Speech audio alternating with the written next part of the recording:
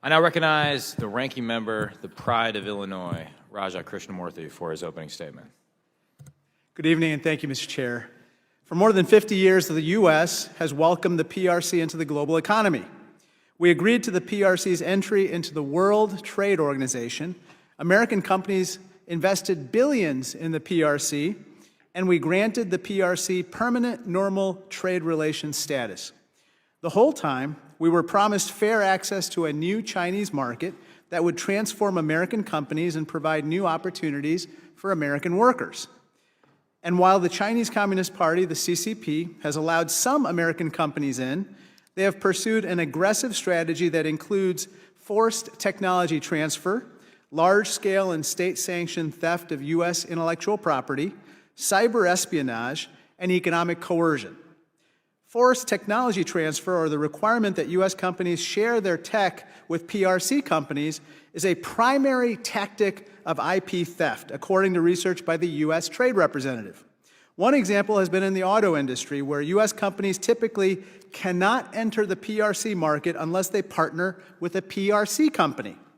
According to the USTR, new CCP rules issued in 2017 require foreign automakers transfer key technologies to the PRC company so that the PRC can demonstrate, quote-unquote, mastery of the technologies needed to manufacture vehicles.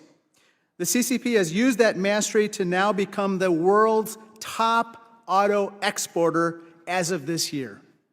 According to the FBI, the annual cost to the U.S. economy from IP theft alone is potentially as high as $600 billion. In fact, cyber operations by just one CCP-affiliated actor called APT-41 is estimated to have taken billions in IP theft from multiple sectors of the economy. FBI Director Chris Wray said last year that the CCP has a bigger hacking program than that of every other major nation combined, and according to CrowdStrike, CCP-affiliated actors are responsible for 67% of state-sponsored cyber attacks. Because of that threat, the FBI opens up a new CCP counterintelligence operation every 12 hours. Most recently, we have seen new headlines shining a light on raids of American firms, the detention of their staff, and exit bans on employees, meaning they cannot leave China.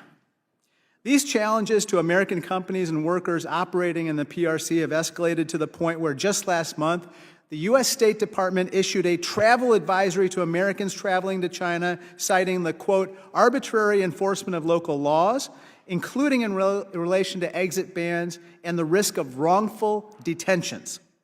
These are all examples of the risks of doing business in the PRC. Let's be clear. America asked only for a fair competition, but that competition has not yet happened.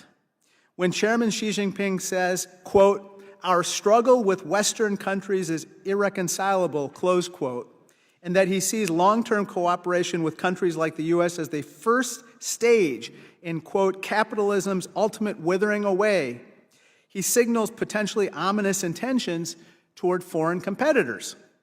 When Xi talks about forging, quote-unquote, assassin's mace technologies to tighten international production chains' dependence on China, it appears he's looking for China not to just merely excel in those technologies, but for China to acquire economic coercive power relative to other countries.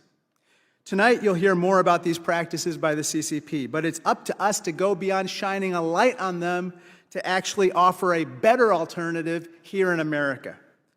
American businesses and investors increasingly face a choice. Do we invest more of our capital, our supply chains, and our futures in the CCP, or do we invest more in America? To me, the choice is clear. It's time to invest more in America. We've made notable progress through bills like the Bipartisan CHIPS and Science Act, but there's still more work to do.